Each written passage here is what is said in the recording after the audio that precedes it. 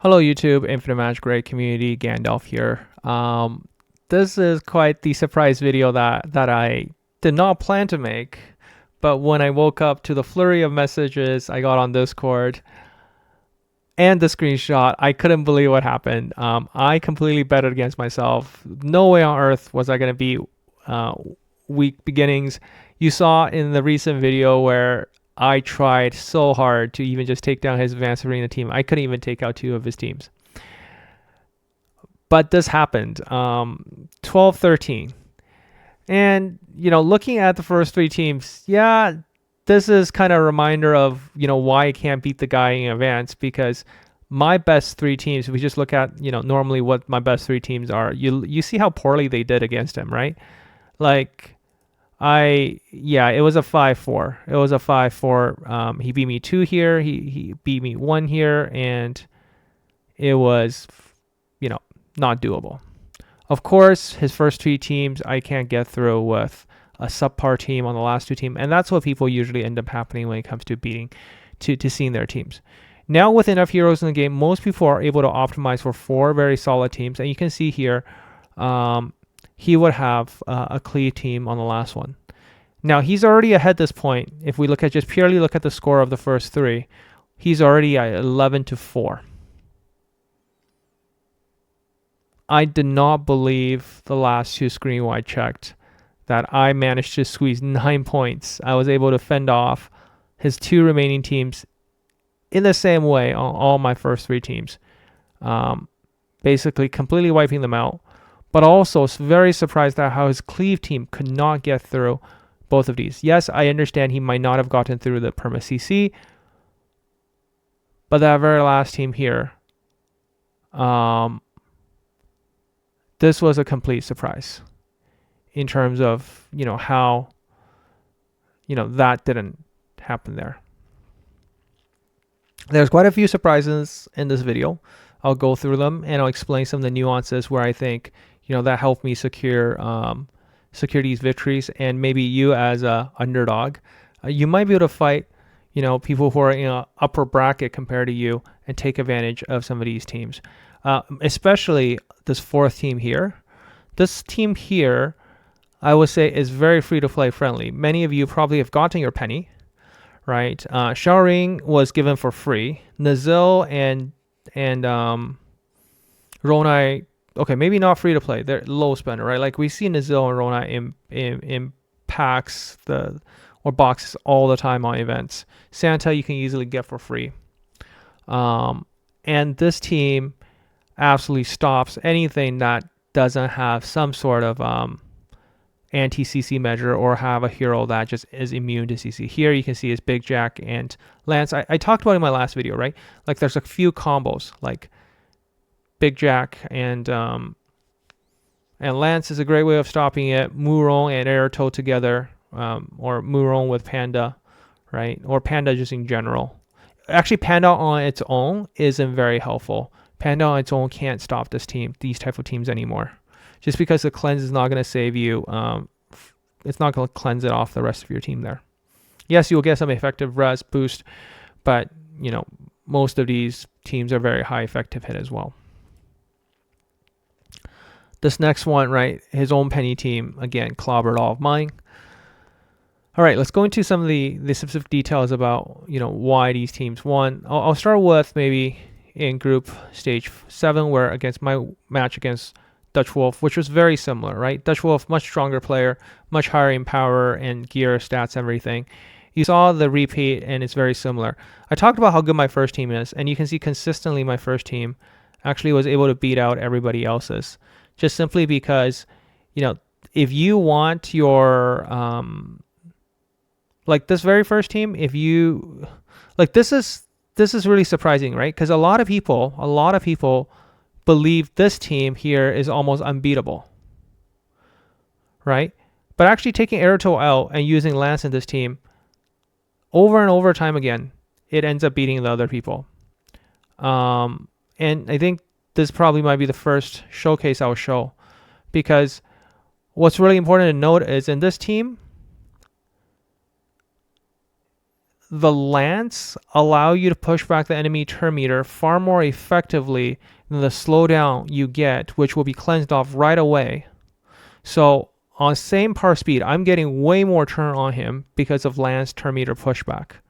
And that's often what people forget is when your attack and everything is reduced so drastically, your airtoe is not going to be proccing anytime soon. And when airtoe is not proccing, the damage isn't there.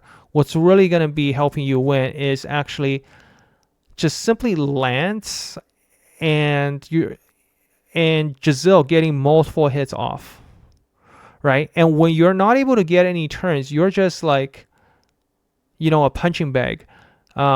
What makes this team really strong on Dutch side is if you actually, instead of pairing with the poison pet, is you have like a 5-star meta array.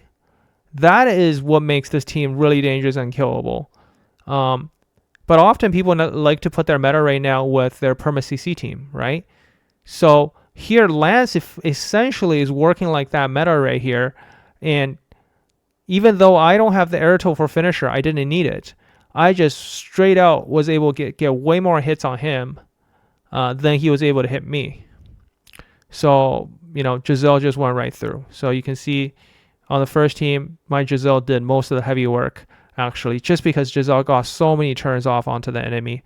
And probably using her skill 2 to 3 times, 2 3 full rotations because of Lance's ability to help. So that's the first thing I will call to notice, because being able to secure those wins is really important, right? And you can see if we just look at the top 3 teams, actually, I was able to do relatively well, because if we just look at in advanced arena situation, is I got 1 win and then 2 wins here and 2 wins over here. So my teams actually ended up winning in terms of the top 3 versus top 3 team. He managed to take out 2 of mine, and my 2 teams ended up taking out the bottom of his 2 teams, I guess, in an even trade-off. So it was kind of a tie on a mirror on the last 2 teams' performance. And of course, the last 2 teams weren't able to beat the top 3 on either side, as expected, because people normally have the thought of trying to make their first 3 team a little bit stronger. It's all about, at the end, how do the last 2 teams versus itself, right? We're starting to see there's more heroes in the game where you can actually optimize to have almost 4 equally strong teams. I leaned more towards just having a more balanced team across the board. This match and the second one is probably very unexpected. Normally, and you saw in my previous video where this team does really poor against Willa teams, just simply because when I take a double turn, I end up getting CC'd. But this is also one of the weird moments when you're up against someone who is so much stronger. Their Jingle Bell hits so hard that it's able to help proc airtoe right away. And this is where I say, this is advantage for, I'll say, for players who are the underdog, because you can actually build your Lydia super fast and super squishy to trick that situation into happening. And we'll see this happen twice, both here as well as example over against Weak. Normally, you would imagine there's no way this team will win because I will get CC'd into the ground, except I won instantaneously on turn 1. And what you'll notice is on turn 1, boom, my Lydia went and my airtoe just completely shredded everything. Now, this happens to me all the time because when I use this team against certain people's airtoe, their Lydia is fast. So their Lydia ended up going first, and my Lydia sometimes, I put my Lydia, I have 2 set up for my Lydia, right? One's at 2000 speed with a lot more attack and stats, which I normally use, but I also have a PvP version, which is a super fast Lydia. In these situations, my Lydia ended up going first, eating that first snowball, getting below that damage threshold, like half the HP got taken out, right? My airtoe ends up proccing first. And this is also really important because if you're mirroring someone and they have an airtoe too, you want your airtoe to be fast enough so that your airtoe procs faster than their airtoe. Like you start to see these little niche interactions and how they matter, right? And there was no freezing or anything. Willa didn't come into play. However, if this was a much weaker player, what ends up happening is then I end up proccing that Willa, or they get a chance to freeze me and it would have been over. So this is where being the underdog actually really helped me out. All right, and of course the last team I'm not going to talk about. His last team is a little bit not so great, which was, you know, what happened. But we look at Week's team. All right, this is like a staple, very standard PvP team for a Cleve team, and I was able to get through all of them. And again, I'll start with showing this one, and this was like the exact same repeat, where you can see his Jingle Bell is very well built. Okay, higher crit, about the 62 attack. Now my Jingle Bell, yeah, that is a very scary looking Jingle Bell with amount of attack, but I also got lucky here because my Lydia Echo, I'm using Traveler's Diary, right? So I'm either getting attack or additional 72 crit damage, or I'm getting skill damage out of it. So this, if you're running your Lydia and if you're still not bringing your Traveler's Diary, that is a miss, right? That gives it my entire team that extra boost. And also because my Lydia goes first with the highest speed, everybody immediately gets that buff, right? And boom, you can see I got procced and I get to go first, and I didn't have to deal with any of the shenanigans, and Airtel procced happened. So if you're building your Lydia with that team and using it for PvP, remember to set your Lydia really fast so that you can bait into that mirror. All right. The other two teams, right? Like, yeah, the Perma CC I can get, right? The Perma CC I can get, it works. Not surprising. But this one, when his Jingle Bell does 100 million damage to me, yet I won.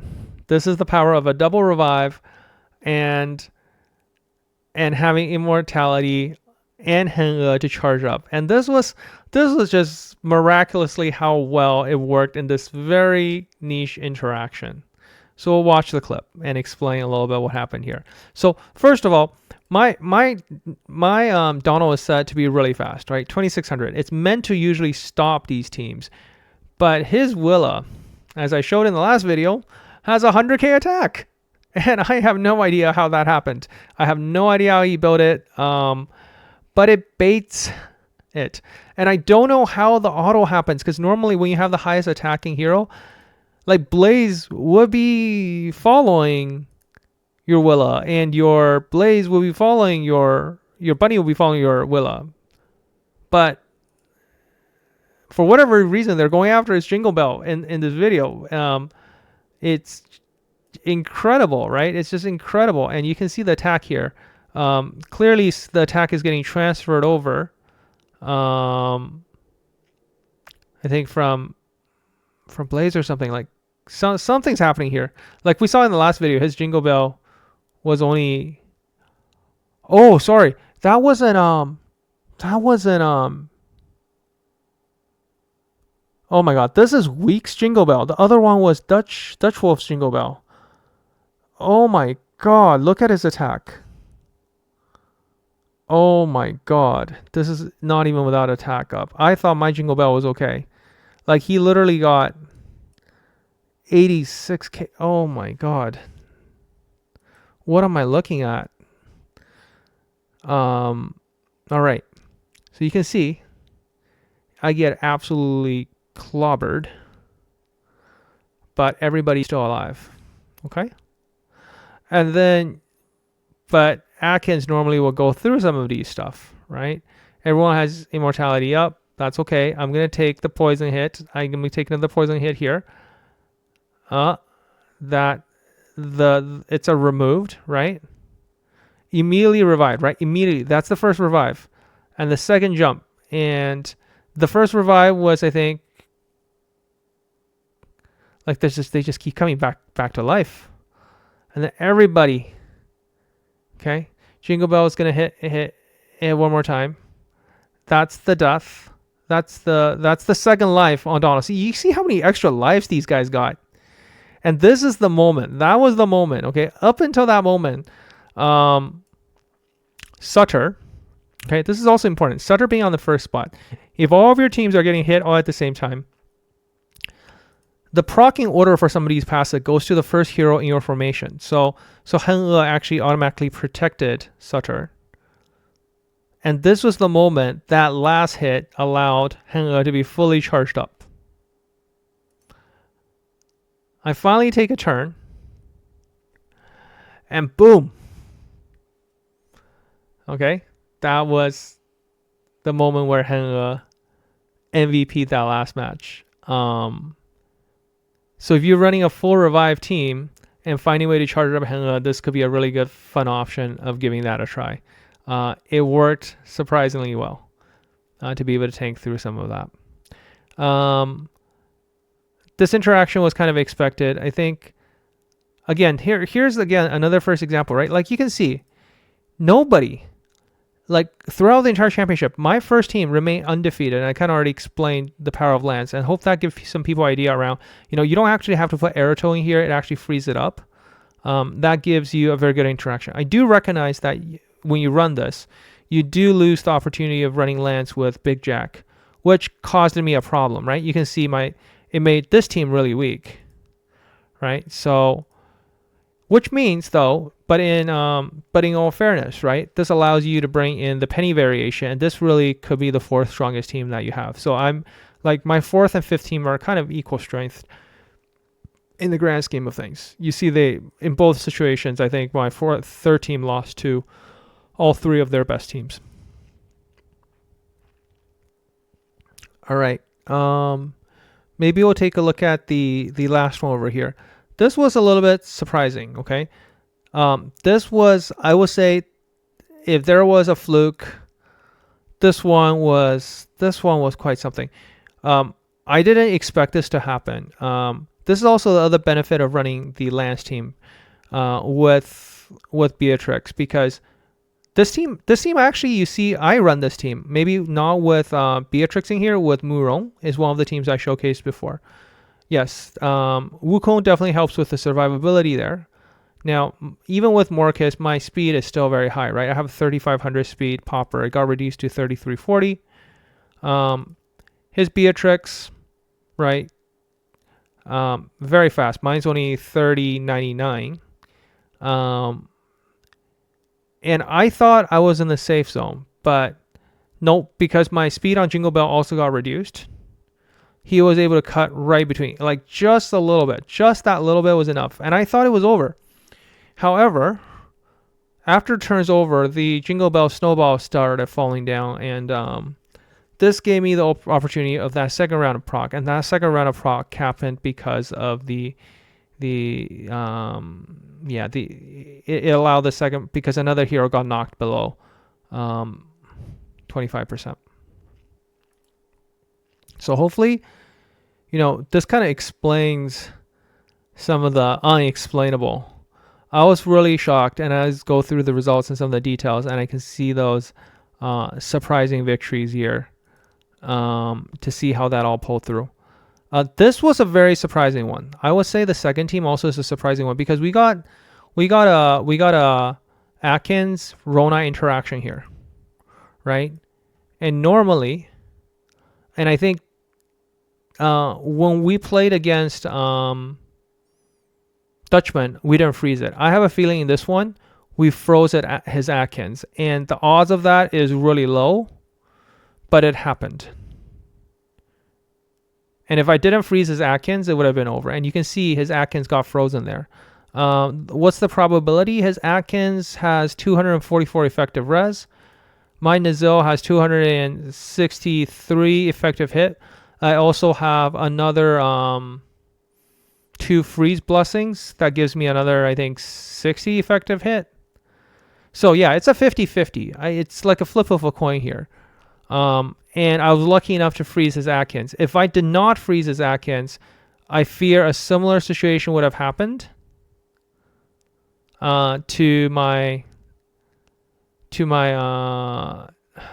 would have happened the same thing here, right? With regards to my Showering. My Showering got taken out by the Atkins. And you can see there, I got second freezing here. Now this freeze, the effective hit on my Nicholas, again, I have freeze effective hit, so it's really around 200. It's a little bit easier to land, but either way, I got really lucky here. Like, people think that it's easy to beat their freeze team. Actually, it's not. Like, freeze probabilities are still low. The better chance actually comes more so from more from like the sleep, right? Like the new hero Elise, like that sleep has 100% effective base, which is far more easier to land and guarantee and not be cleansed. So Elise would really be a much better setup. Like I would rather have Elise in here with say and another hero that maybe does turn meter reduction or something. I don't know. Like I think we see that actually on Bailey's team. Yeah, something like this is probably something I would like to run. Maybe not. Maybe I wouldn't even put Nazil in here. I would put Beatrix in here or Rona in here. I think Rona in here will be a really interesting one, or Willa. But I guess Willa want to go with Giselle. Like, yeah, why not put Willa here, right? Like the second team, Willa Giselle might be a really good combo, like I mentioned in the other video. All right, so hopefully you enjoyed my commentaries, and you have witnessed time in and time again. Literally, there wasn't a single time where people betted more than 20% on me throughout the group stages, and yet again and again, I have risen to the top and woke up to this pleasant surprise. I'm sure my journey ends here. I am not upset. This has been like the best run I've ever had in my entire 2.5 years of playing on any of my accounts. To be able to make it on this far. So yeah, please kick my ass, Bailey. We'll see you tomorrow. Gandalf out.